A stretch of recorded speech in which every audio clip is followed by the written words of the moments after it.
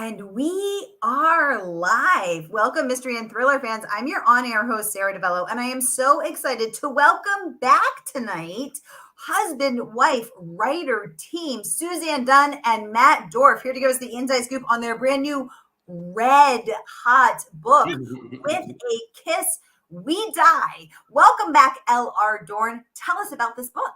Sara, it's absolutely thrilling for us both to be able to join you again. With a Kiss, We Die.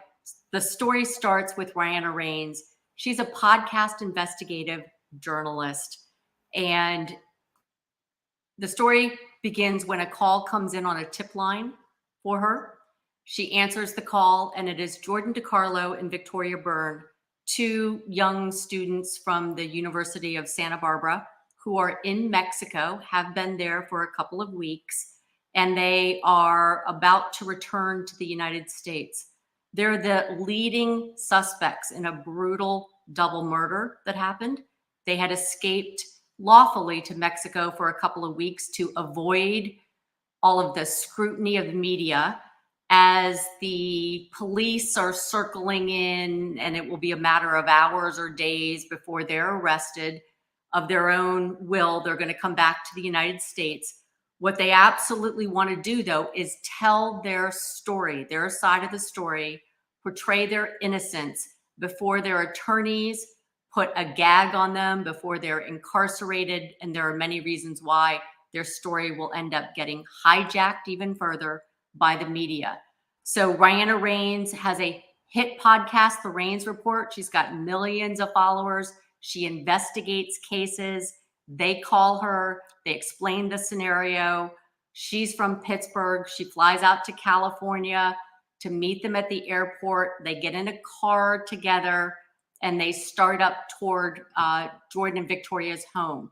Before deciding to take this case, though, Rihanna Raines, along with her podcast producer, Jess Monet, and staff, had to debate the benefits and the risks of embedding as a journalist in a case that's actively unfolding. That opportunity doesn't happen very often, where a journalist can find themselves with exclusive access while a case is basically unfolding. It was just too much for Rihanna to pass up on, so she embeds with them, and that's the kickoff or the start of the story. We're going to have to figure out what happened to the in the double murder. It was Jordan DiCarlo's parents who were brutally, and I do mean rather brutally, murdered in their home, stabbed dozens and dozens and dozens of times. And again, the son and his girlfriend, at this point, when we start the story, are the prime suspects about to get arrested. Wow. Well, just like that, L.R. Dorn hooks us good into this red hot mystery, and I can't wait to get into every tasty tidbit. First, I just want to welcome everyone. So we are going live to 6 different destinations across Facebook and YouTube simultaneously. So hey, mystery and thriller loving friends, no matter where you're watching from, you're in the right place. This is the right time. It is Mystery Monday, and because Mondays can be murder, we're going to make them a little less painful for you. If you've been here before, you know the drill. And if you're new, welcome, friends. We're so happy to have you. Here's the drill. Every Monday, I give you my handpicked featured authors, and you get to ask them anything. So ask L.R. Dorn, which is the husband-wife team of Suzanne Dunn and Matt Dorf, sitting right here with us. Anything you want to know. How do they write together? How long does it take them? How do they do it? What's their fascination with true crime? We got a lot to get into. Get them going in the comments. I'll get them right over to them.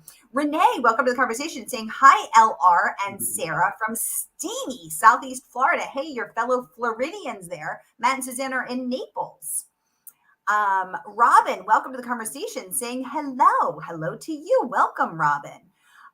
We have Diane joining us from YouTube. She says, good evening, and good evening, Sara. Hi, good to have you, Diane. Always a pleasure to have you pop up. She says, I cannot wait for this until this pops up on my Kindle. Well, it's popping up tomorrow. Matt and Suzanne, how are you feeling the night before pub? It's like a marathon, right? You know, crossing the finish line. You see the finish line finally, and it's there. You can, and we just don't want to stumble before we cross it. And this is also one of the most exciting points. When you work so hard, so long on something, and it's finally time to celebrate, to have fun with it, There's a way that we try to sit down and approach these wonderful interview opportunities for all of you that are tuning in. It's our ability to give back to readers and lovers of the genre, to aspiring writers, and to others. We've got so much that we've figured out along the way, many things that we still have to learn, but this is really a moment to exhale and kind of take it in and to celebrate with other book and audiobook lovers. And we're flying back to California midweek to have a book launch event on the UCSB campus at the Department of Theater and Dance with the students who read the roles in the audiobook, who do live reading. So it's going to be fun. Yeah. Very exciting. Renee wants to know, who is this man with the woman speaking? Who is this masked man? So this is Matt Dorf, and he is half of L.R. Dorn, which is this husband-wife writing team of Suzanne and Matt. So in the past 3 years, we have hosted sister teams. So that's Liv Constantine, brother teams, Lee Child, Andrew Child. We've hosted best friends from college, 2 men. We've hosted male-female teams and 2 husband and wife teams. I think we're all wondering, how the heck does it work? And what do you do when you don't agree? Well, I think the non-agreement is actually our superpower, because when you're a single writer, you have the voice going on in your head, idea, good idea, good idea, idea, good idea, good idea. When it's the 2 of us, or idea, don't have an idea, not a great idea. Try it again. So it's a process of refinement. So really, the work gets better the more we disagree. I would agree with that.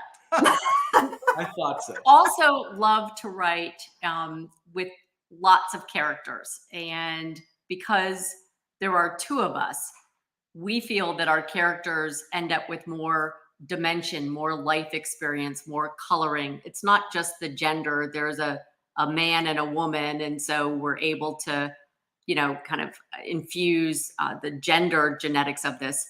There are times when a male character is absolutely someone that I'm grokking with quite a bit because of the plot points that he's involved in, the struggles that are going on, the themes, the challenges. And the same thing I think is true with you. So in a way, sometimes we refer to the works that we do as if they are children. And this happens to be a 2-parent household with 2 people who are able to look after the development, care, and feeding of the birth of a book. Ooh, I like that analogy. Well, I'm excited to hear more. Let's get into some of these questions. Diane says, she said, this is going to be such a compelling read. Thank you both. I'm already envisioning this as a Netflix series. Now, this is a couple who knows a thing or 2 about Hollywood. Do you guys write with a potential series in mind? Is there anything you can tell us about a series? Anything going on? Yes, actually, we created Rhina Raines as a series character. That was very intentional on our part. It was something we hadn't done before, and something we thought there was a great opportunity for, particularly with the explosion of true crime podcasting. We really feel that the true crime podcaster, or the podcasting crime journalist of today, is equal to the gumshoe of yesterday. Then it was Philip Marlowe. Today it's Rhina Raines. And there's so much in terms of the ethics of audio investigation. And that's a process that we look into very, very closely and with a lot of detail. Rhina Raines and her producer, who's sort of the co-star of the show, Jess Monet, they're always discussing what's the right thing to do here. We don't want to exploit, but we want to tell the story and we want to be popular. So it's that line between exploitation and exploration. Ooh, that is well said, Matt. The line between exploitation and exploration, because I think a lot of times podcasts and true crime coverage is questioned about the ethical coverage. But I think we also have to remember that the Golden State Killer would still be on the loose if it wasn't for an investigative, true crime reporter obsessed with the case on her own, not a trained investigator, getting sucked down into it the way that so many podcasts are. So I'm happy to see this conversation happening and to see this on the page. Sharon, welcome to the conversation. She's joining us from Minnesota. Sharon, always a pleasure to see your name pop up. Diane saying, I am hooked. And she wants to know, what is your writing regimen? So do you sit down and write from 9 to 12 every day? Does some person write, does someone work in the morning, someone write at night? You pass him your pages, what's the process? Well, we're very committed to process. It's all about process. And it starts with talk. It starts with conversation. It starts with spitballing, throwing out ideas, and developing storylines, developing characters, developing scenes. So the talk happens first, and then the writing happens. And the writing is very much 1,000 words a day, 3 sessions, morning session, afternoon session, and then the third session, we tend to like to edit as we go. Some writers don't. Some writers just spit it all out on the page. But we like to edit because we're very invested in the readability of the material. And readability is something, that we're really serious about. In other words, really shaping those sentences, shaping those paragraphs so that the reader's eye just flies across the page, no bumps, no disruption. And it's something that then we feel leads, we have a saying, readability equals speakability, because we're really interested in the second half or the second part of the evolution of these books, which is the audiobook. I like that a lot. Diane saying, I love that you edit as you write. Renee says, it sounds extremely regimented. Is it extremely regimented? It is. I remember in our first interview with you for The Anatomy of Desire, we told you that we were approaching the writing equally for the novel format and the audiobook format. And at that point, we just reduced it down to for the eye and the ear. And as Matt said, it does require a whole lot of finesse and kind of commitment to the flow of the word on the page, because we're not only reading it, but we're also listening to it. We might speak the day's writing out to each other, or we're hearing it in our mind's ear. And we want the audiobook to be as enlivened as a platform as the print book would be. And the two have a lot of similarities, but they have differences. So just like the two of us figure out a way to get our similarities and our differences in voice and points of view and passions and interests onto one page, I think in a weird way, we're really well suited to have that wrangling between the ear and the audiobook and the eye and the page be a natural dynamic that we put a lot of energy toward. Ooh, I like that. But Diane's saying, but does it take you out of the story or your creativity to be editing as you're writing during these, regimented days? Not really, because part of the creativity is the flow, achieving a flow state on the page. So the story is moving. There's a fluidity to the words and the phrases and the sentences and the paragraphs. And even though now, we'll do 1,000 words and we'll edit those 1,000 words, and guess what? Those words get edited like 100 more times. So it's not like we're done with editing after we do a session of editing. It's the repetition of loading in those rhythms and the tempo that really then allows us to think, okay, we have gotten, and we're always editing. I mean, I don't know how you are, Sara.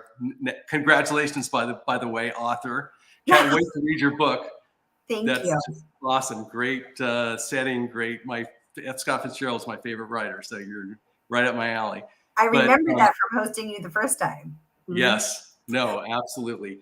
But achieving that flow of words is something that is ongoing into the copy edit, and I think we drive our editor a little bit crazy because we keep saying, taking words out or rephrasing things, because we just want that flow that really keeps the reader reading without any bumps or disruptions. And I have to say, we laugh at it sometimes when pages or sections get thrown out. It's some of the most polished, best writing sometimes it's on the page and it just doesn't fit. So out it goes.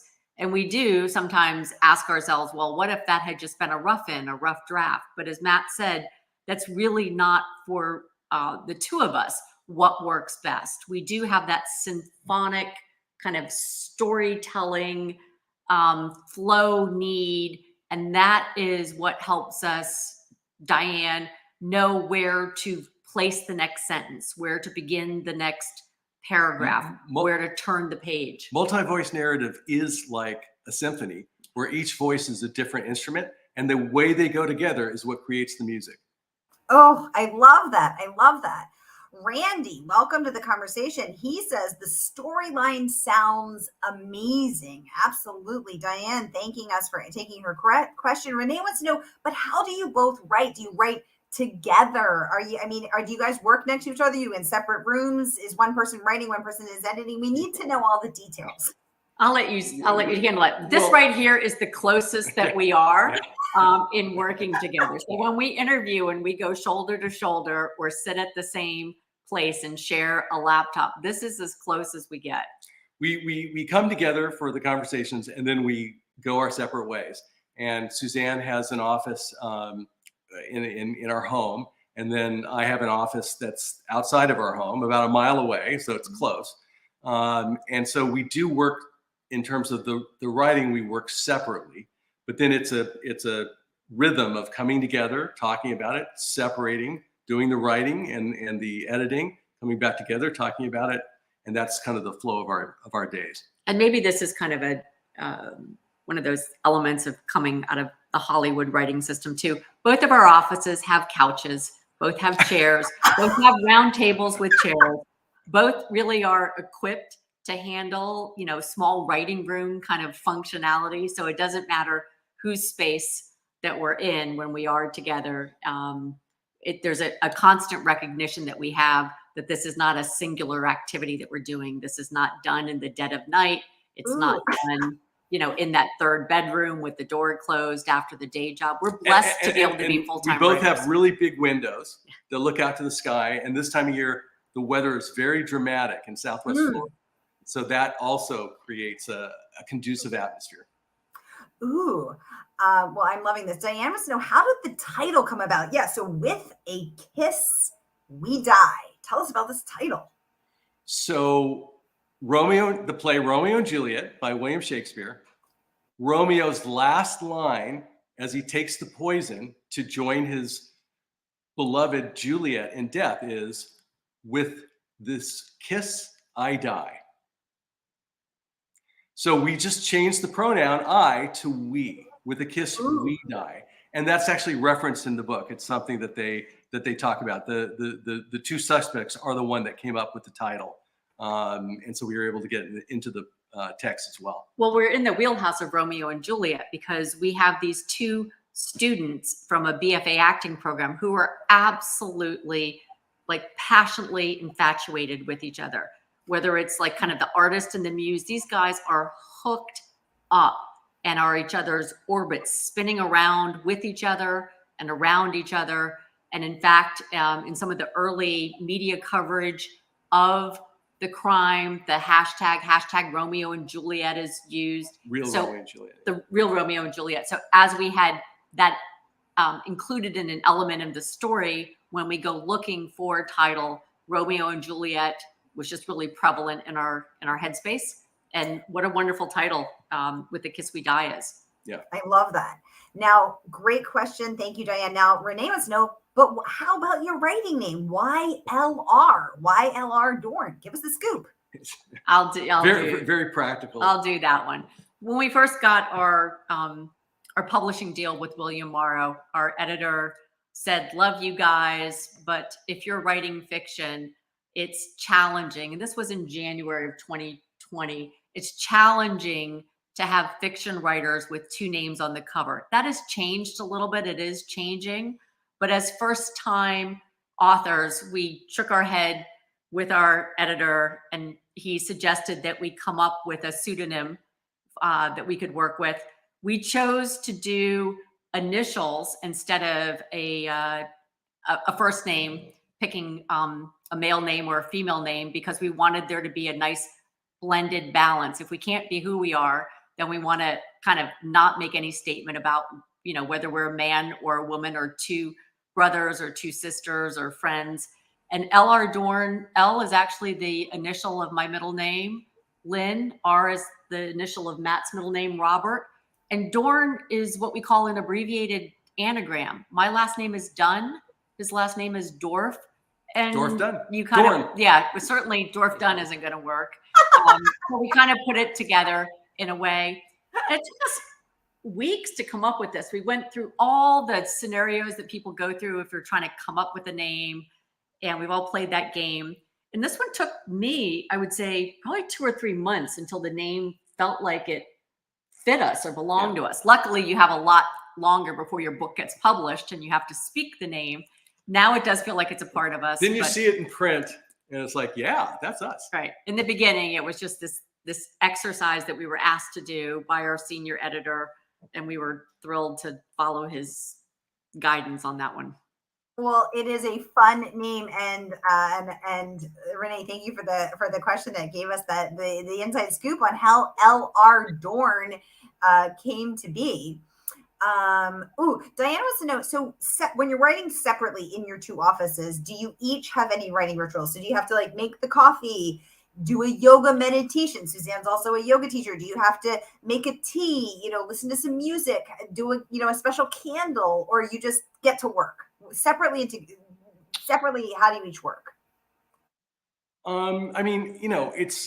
It's word count. It comes down to word count. So there's always the inevitable procrastination. Look at the internet, see what's happening on Instagram and Facebook. Sarah, I'm sure you know this. Every writer knows this. I don't know anything about that. No. Online is great for writers in many ways, but it's a hell of a distraction. So, but then watching the clock and knowing that the first session is 9 to 1. Approximately 9 to 12:30, that got to have those 500 words down.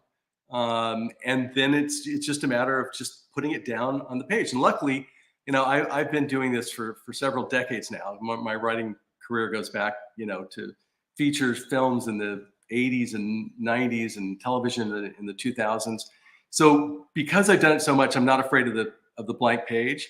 And it never gets easier. But I have the confidence to know that if I get it down on the blank page, then it goes back to Suzanne and back to me, that then our process can kick in terms of, it advancing the ball. But really, look, at the beginning, one of our editor asks us how many, or in the contract, how many thousand words, right? I don't know what your contract was. Our contract was, it has to be 80,000 words, not one word shy of 80,000.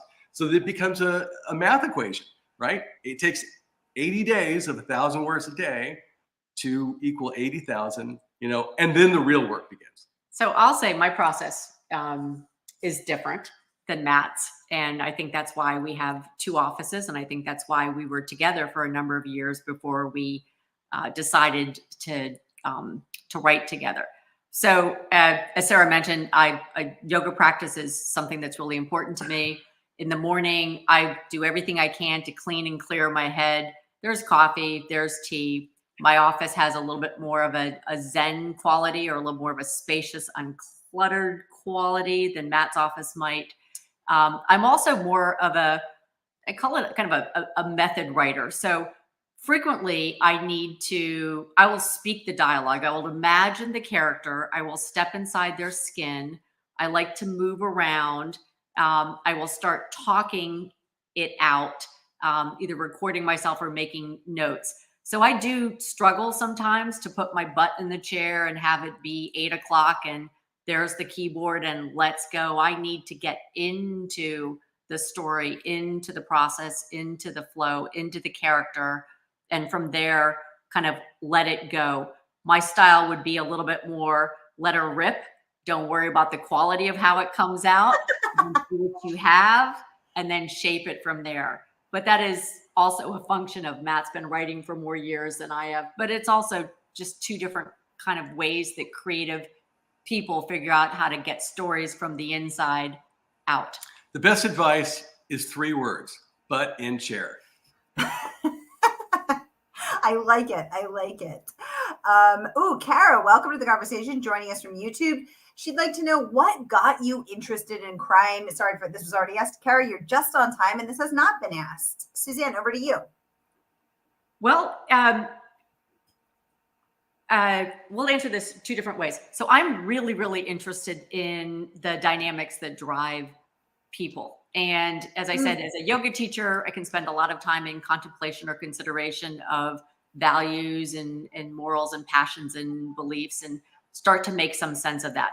Crime is something that I intuitively and instinctively struggle to make sense of. There's a brokenness that comes out of this. And so it just is a deeply fascinating character study to figure out the why as well as the who and the whodunit side of things, but the why. How did the fractures and the breaks in an individual's life happen as they happen, to the degree they happen, that would propel or give give cause to crime? So that's just fascinating to me. I can't say that always crime itself, like drive by an accident, I don't need to look to see the guts and gore, but on the crime side of things, having to walk through some of that sometimes in order to get into those psychologically deeper, twisted, dark, broken spaces. I suppose I'm always going for the goal of hoping that people get it together and that we can find ways of kind of healing those divides and relieving some of the suffering. But my answer, I know, is a little different. My answer is pretty simple. First day of USC film school, walked into the class and the professor said, describe the most important element of the story in 1 word. Most important element of a story. Everybody went around the room saying different things. It came back to 1 word: tension. Tension is the most important element in every story, not just crime stories, but all stories. And crime stories have a natural tension because violence is done and the police need to know who did it and the victims need to find justice. So there's a natural tension in the crime story that is as prevalent, more prevalent than most other stories. Well said. Good thing we got together.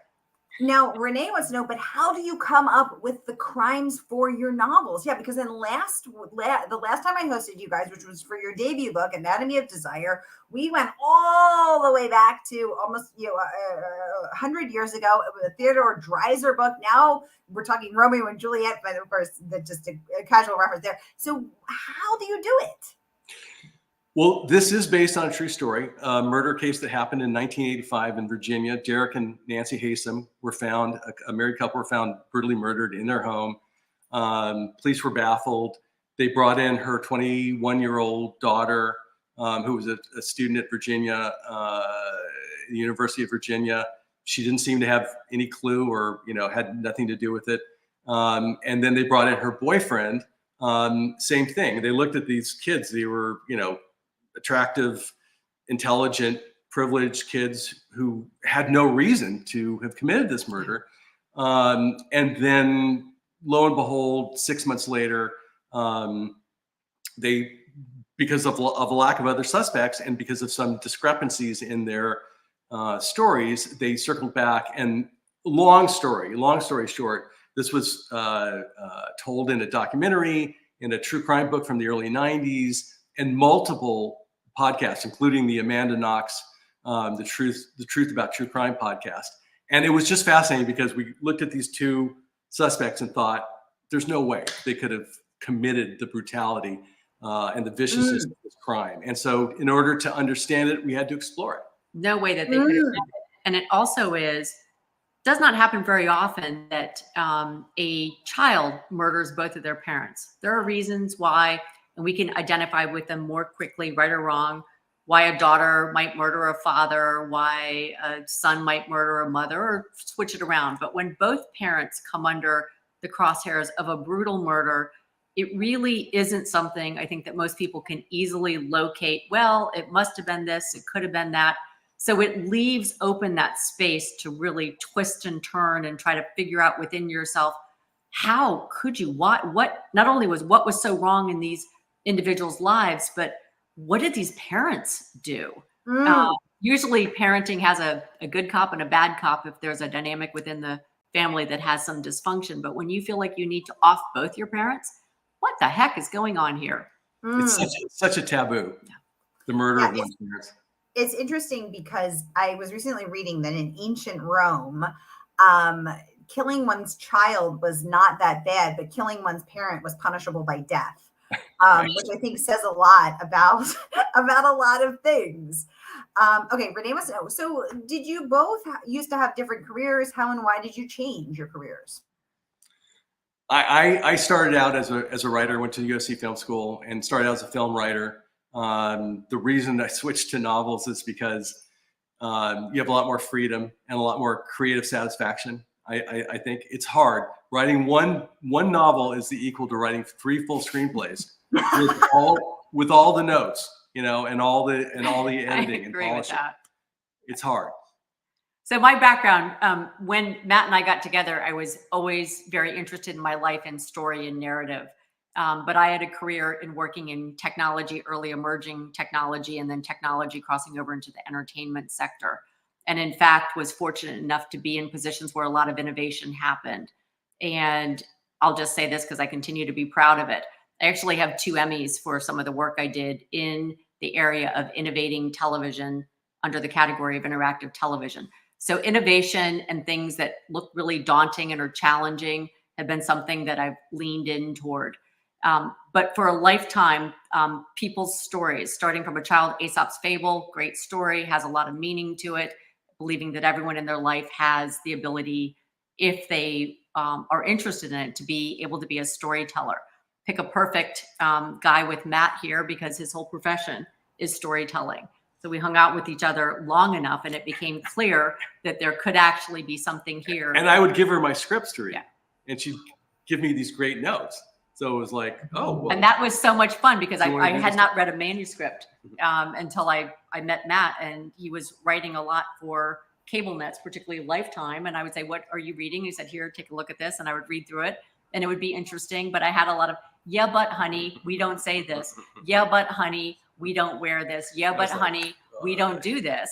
And, literally would just start writing my notes on the side. And it was so easy because I was like, come on, it's a woman. It's a girl. When was the last time you ever heard that come out of someone's mouth? And it was just me and my skin. But, Matt gave me the feedback that those are really good notes. That's really good. And when I first saw some of my dialogue or some of my scene tweaks end up in a movie, I was like, hey, this is kind of fun. There I am. So Suzanne's first TV movie has one of the greatest Lifetime titles of all time. Ooh. Seduced by a Stranger. Ooh, that is perfect. Yes, perfect. Lifetime TV movies have the best titles. They have the best titles. Diane wants to know, what are your must listen to true crime podcasts? Okay.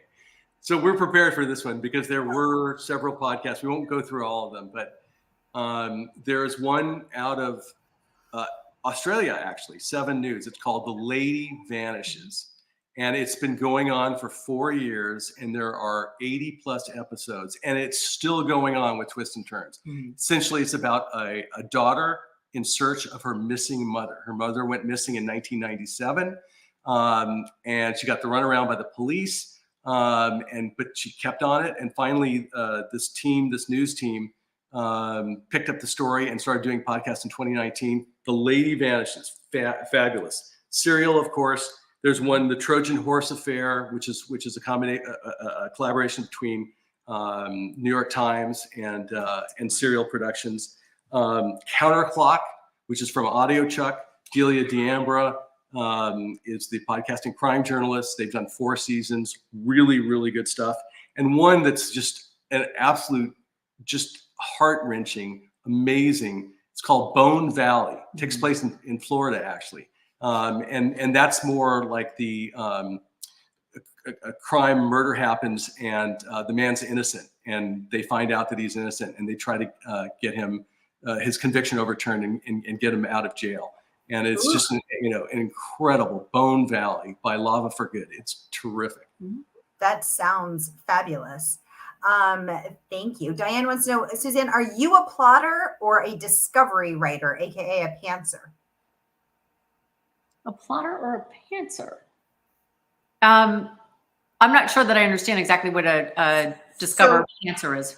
So a plotter would be a Jeffrey Deaver. He sits down for 6 months and he writes out every scene. His plots, his outlines run to 180 pages, and then he can then bang out the book very quickly after that because he is so carefully, rigorously outlined. Whereas a pantser just sits down and sees where the scene takes you. And some people don't like the term pantser, so we're using now discovery writer.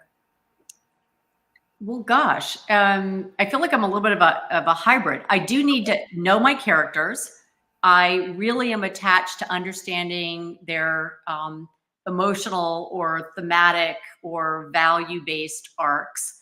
I can be a little bit flexible. We can learn our lessons in life in different ways. So what the actual settings and the obstacles and the hurdles and the things that are overcome, they're important to me, but they're done in conjunction with figuring out the arc or the journey that the character is going to take. And I think just part of my nature is I do prefer stories that have people end up rising up or surviving, a little bit better off at the end of the story than they were in the beginning. I prefer my characters, especially women characters, not to be completely busted, broke down on the ground and everything's a mess.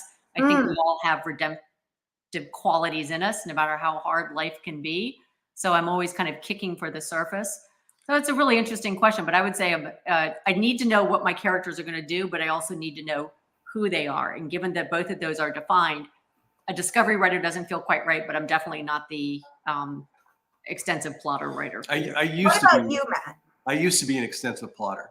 I mean, like every beat plotted out when I started, and over time, it's actually more fun to discover it along the way. I mean, we have the guardrails, or we have the basic elements that have to be, and she gets frustrated sometimes because I say, just let me figure it out. Just let me figure it out. And so a lot of the times that's the fun for me, is figuring it out on the page. Again, we know the character, we know where it's headed, but the specifics, I like to play around and discover it as I go. Ooh, very cool to know that inside your process, Diana is clapping for this. Robin wants to know, if the process is going too good, does that make you stop and think, uh-oh, not good? It doesn't, it's not like it always is the same. It's never good or not good. It's always just, one step in front of the other. I mean, the marathon analogy or metaphor is really good. I mean, Sarah, you probably agree, right? I mean, because you have to take the first step, like figuring out what the story is, and then you have to write the first paragraph and then the second paragraph. I mean, I guess we're both very linear in that way. We don't write the ending first. We start at the beginning. We kind of, feel our way along. And but you would agree to this: when we are talking and debating and trying to figure something out or create something out for the first time, when we land on something, we're both pretty quick to say that's a good idea. There's not a lot of second guessing. So our instincts and our intuition. But even then, even when we go, oh, that's a great idea, it still has to be executed. It still has to be executed. And that's where the the running goes. The just plodding along. And I think I use a style with you as we're the stuff that really nails it, the stuff that's probably in the right lane going along well, and the stuff that's there. I have a TBD bucket that I probably say more often, yes, but I'm not sure that this is really where it needs to be. And try not to bring it up every day, but we keep a list going on like that. So when it all lands in place, we feel good about it. Is it ever really going too good? No, because as Matt said, it's just a process for us. It's a lot of work every day. I read pages of this and I go, we could do better. Ooh, interesting. So it's always tomorrow's our pub day. No. I know, but I mean, the point is that it could always be. There's always that bit more improvement. That'll be Ryan Rain's next case. So that's why we it. Always feels that way to me. I feel the exact same way. What about software that you use? Do you use Scrivener, Microsoft Word, Plotter? Microsoft Word. How about you, Suzanne? We do. He's got index And cards. We use Word, but we also, because we work together, we use Basecamp as a project management tool. Yeah. So we collaborate and share documents there. We do Google Docs and shared docs when we want to have all our secrets are on Basecamp. Written communications, but we do use extensively Basecamp as a project management piece of software to hold and retain individual book projects, research threads, manuscript versions as they go up there. But other than that, it's probably Word. We're both fingers on keyboards with Word documents opened, going from there. Robin's saying ethics in coverage of crimes is so important. And she's saying the crime of being stabbed, quote, dozens and dozens and dozens of times kind of threw her a bit. Can you tell us more about that? Threw her a bit. I think when you were saying that. That description. Right. Yeah. Tell us. Probably should have been just dozens and dozens rather than 3. Well, it is 65 times between the two of them. Well, yeah, including slit throat. So two people, 65 times. That is. I think that does. I think that is dozens and dozens and dozens. Yeah. Okay. No, here's a point about this, and this is something that Rihanna says. So, because they go really into detail, she talks to the homicide detective who was first on the scene, and they talk in detail about exactly what happened and the way the stabbings occurred. And Rihanna's point is, look, this is what happens. We can't turn away from it. It's the reality. I know it's unpleasant. I know, it's ugly, but this is what happens. This is what happens. These two innocent couple, were in the safety of their home, and someone invaded it and stabbed them. And, really brutally. And we need to not look away from that. We need to stare right in the face and deal with it. But Robin, you're right about this. My interviewing talk was not in line with the ethical, respectful way that Rihanna Rains would have been describing in her podcast, probably even with her So staff. we would rewrite that line. That's a line Matt would like to rewrite. Renee wants to know, do you think that most of your readers, readers also being listeners, prefer reading or listening to your books? Do you have that data? Do you know? We don't. That's a great question. I mean, William Morrow would have that data. You know what? Let's have Matt and Suzanne put that out on their social media, and let's all follow them to see the answer. Well, I can say this: the multi, kind of full cast, multi-narrated audiobooks.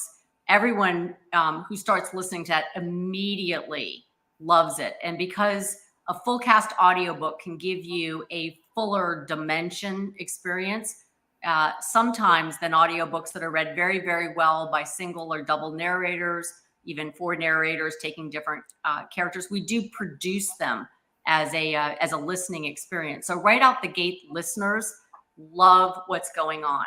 When you start to read a page and it's written in a transcript style, some people it takes a page or 3, and others it takes we call them episodes instead of chapters. It might take them 30 pages. Most people fall in line with saying, once I got acclimated to this, I love reading like this. It flies, it flows.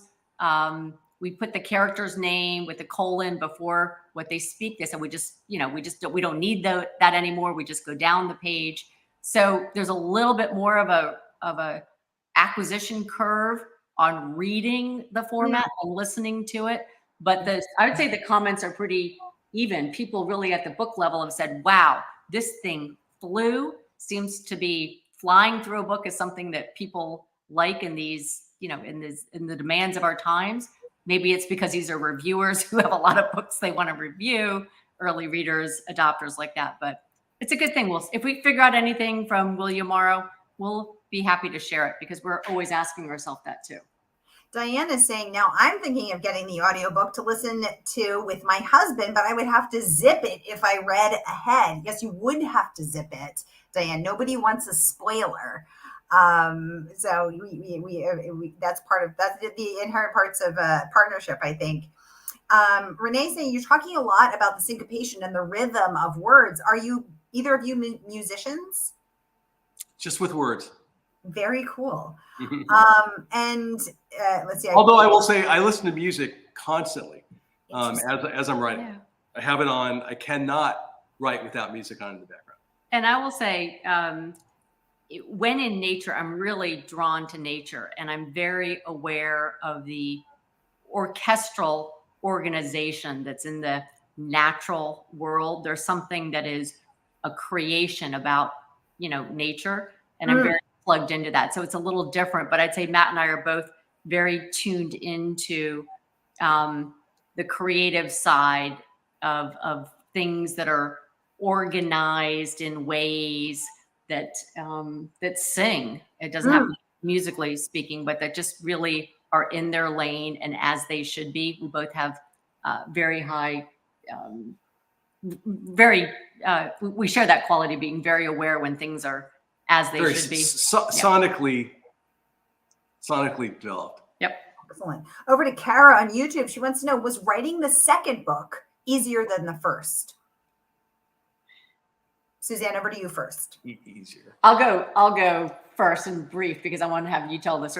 Listen, you know what, you guys, we're gonna have to enter the speed round because we got 13 minutes left and we got a lot. We got about 50 more questions, so we're gonna have to zip it up. No, it wasn't. No, it wasn't, because we wrote for a period of time down a lane that needed a redirect on it. Although almost everything that was the nature of the story held, the way we approached it required a redo. We wrote for 7 months, and then our editor said, I don't feel the suspense. So we had to go back to the drawing board after 7 months, which actually was a great thing because it saved the book. What do you think what was lacking and what did you learn? How did you amp up the suspense? I think we leaned too much on the podcast form and not enough on the novel form. And it was really a matter of shifting the timeline around. We didn't change the story of the characters. We just had to shift the timeline around to bring more present tense propulsion and present tense. Real time. I mean, a lot of this is the podcasters carrying the microphone with her as she's investigating, as she's having these experiences and these conversations. So it's that sense of it's happening as we're listening. That immediacy and that immersiveness is really important, and it took some time to get it right. I love that. Diane saying, so your writing process, you write like the sun kissing the moon or the moon kissing the sun. She loves that. Renee says, Suzanne, do you prefer having Matt working outside the house? Yeah. Did you kick him out or what? Yes. No, I was saying we relocated from California, Southern California, to Southwest Florida a year ago. We were under roof for a couple years in Southern California. It really depends on the configuration. But in of the different home. Rooms. This home, there's not the had configuration. Doors Yeah, closed. they've got to be rooms. In this particular home, there's not the space for us to be able to close two doors and keep get two offices like that. So I'm happy he's only a mile away. And in fact, we went and found that office together, and it's a fabulous office. Yeah. Oh, that's perfect. Diane is saying she likes your nod to William Shakespeare, aka Billy. Diane wants to know, Renee wants to know a little more about the title. Again, that nod to William Shakespeare. Did you come up with that? Did your editor? Did someone else? We came up with it. We gave it to our editor. I mean, okay, so the first time around, it was very difficult to come up with the anatomy of desire. It took 200 to 300 tries to come up with that. This one, we came up with it, gave it to the editor. She took it to the marketing department and the sales department. They signed off on it, and there we go. So two completely different ways. To someone's question of whether this book got easier, the second book easier, the title got easier at least. Yeah. Yes. Way easier. Yeah. Diane wants to know, how do you research? Because this was a real crime. Take us through your research process. Anything we can find. I mean, for this one, podcasts, right? All kinds of true crime podcasts, investigation podcasts. There's also a podcast, for example, called The Prosecutors. Sarah, do you know about this? The Prosecutors? Yeah, it's a terrific podcast because they're actual prosecutors who go through crimes. Right now, they're going through the Adnan Syed, the serial crime, and they're doing like 13 hours on it. So it is a deep, deep dive going through every single detail. And because they have tried cases and prosecuted criminals, they know what they're talking about. And so they're very good to listen to. And then because this was based on a true crime, watching documentaries and reading this one book called Beyond Reason, written in 1990, I think, was a key source because it went into a great deal of detail. And then there are sources online for this crime. And then I'll say, like, from our first book, we definitely were in love with setting the story in an area that we were both familiar with, which allowed us to do boots on the ground research. We did the same with this one. So the story is set in Santa Barbara and San Diego, and we absolutely love being able to spend time in areas that we were already familiar with, taking photographs, interviewing people, getting a real sense of how things go. So one of my favorite things about our research phases is when we get into that location scouting. Maybe again, it's kind of the film and television side. We really take that seriously. We love to pick locations that we're familiar with, that we can really kind of exploit the true color and the nature of. And that often informs then characters and directions and plot points too. The setting, think of setting as a character. I love that. And actually, a friend of mine, Gia Wirtz, was really involved in the Adnan Syed case, and she produces documentary films about wrongfully convicted people. And she ended up befriending Adnan's family, and I mean, is very, very close with his mother, and has done subsequent documentary films about other wrongfully convicted people. It's really fascinating. I'm going to put her link to her website in the comments as well. It's giawirtz.com. Great. Very cool. Renee, Matt, do you prefer writing novels, or would you still rather be working for Hollywood? Novels. So here's the way I put it. So when you're working in Hollywood, you're working for a network, you're working for a studio, and certainly for a producer. When you go into story meetings, you're talking about the script, they're constantly trying to make it more theirs. Even though you're writing it, they want to make it more theirs. When you go to New York and you go to a publishing house and you get an editor, it's the flip. They're always trying to make it more yours. And that is a very empowering thing for a writer. And they want your voice. That's what they're trying to help you do, is to find your voice, your lane, your specific style, and have it be you. They're not invested, their ego isn't invested in, oh yeah, I did that scene, or, I created that character. So that's really, after being in Hollywood for all those years, it was very liberating. And that extended into the audio. Yeah, that extended into the audiobook side on this for us too, because we set the story mainly in Santa Barbara on campus with college students. We did research with college students. We had beta readers with college students.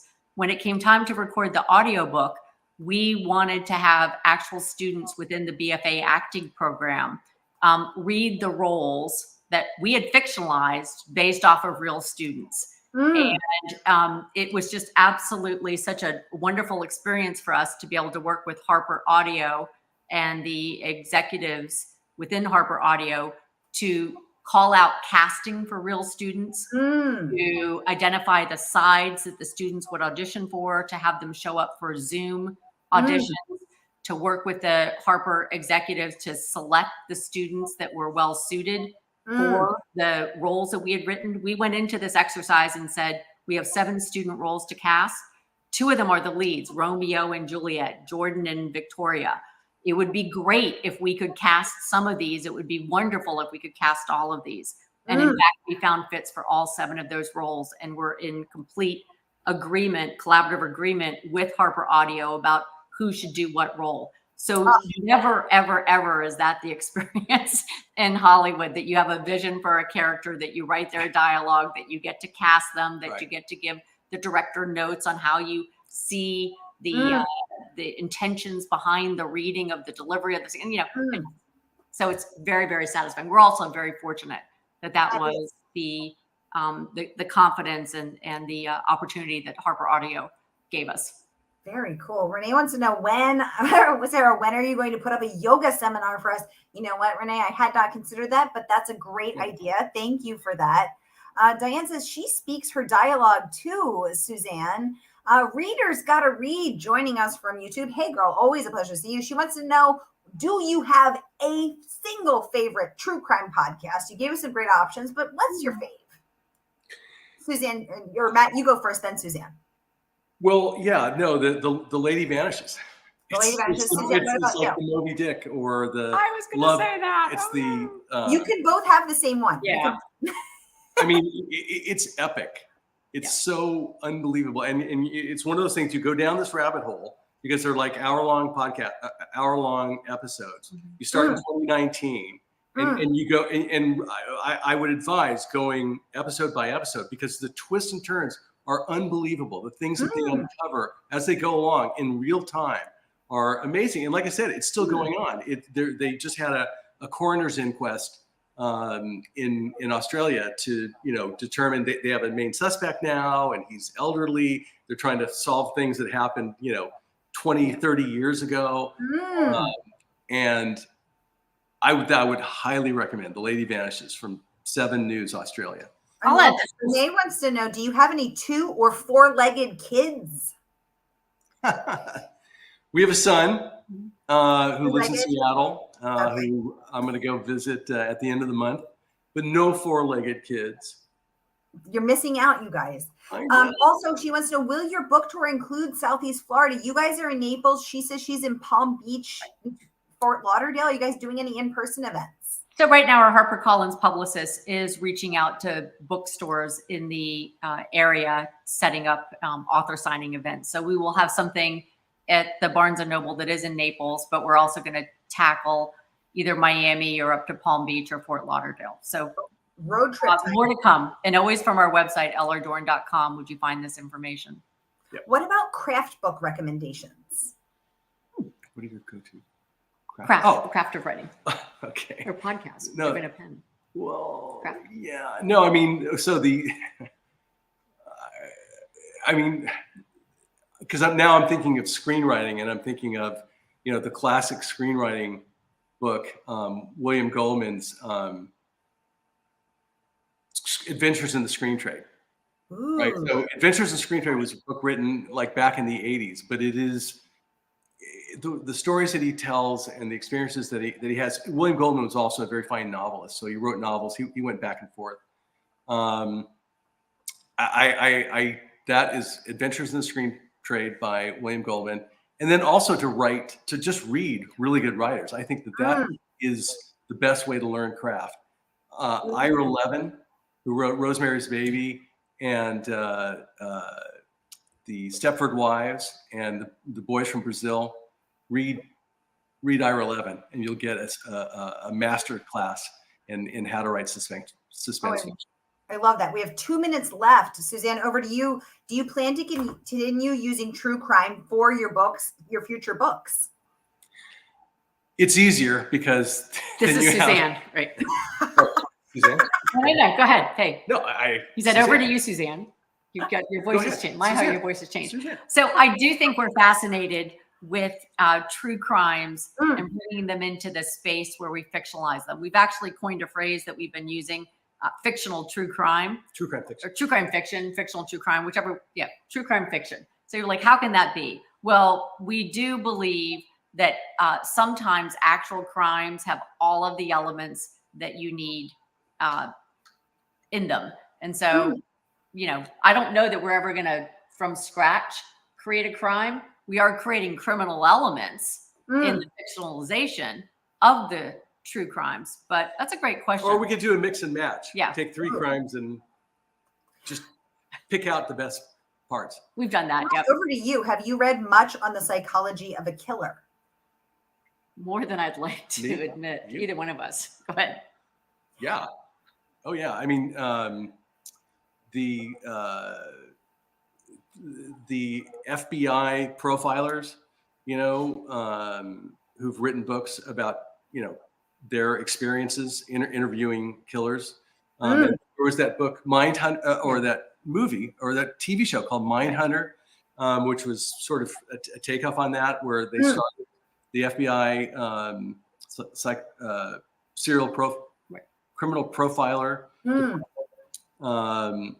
So yeah, it's a scary place. It's scary, and I'll say, in reading a book, it actually is a kind of a dark rabbit hole for me. So my preference to study the psychology of killers is to watch things at a streaming level that deal with this. I like to have it panoramically going around me and the page, and the deep psychology of the rabbit hole. It's scary, and so my mental health balance requires that I pull back a little bit. And we see that the effects of the mental health on, for instance, in the Golden State Killer, they really when you are deep in this, it does have an effect on you. Readers Got to Read wants to know, are there any trends or tropes in thrillers that you want to try in future books? Great question. Well, it would be awful fun to do a historical thriller like you, Sarah. We're kind of envious. That would be fun to go into the past and to do a past crime. And we're really looking forward to reading your book, because that's, I think, a place we really like historical fiction. Love historical fiction. And so that would be a really interesting nut to crack. Very cool. What about you, Suzanne? Any tropes or trends you want to try?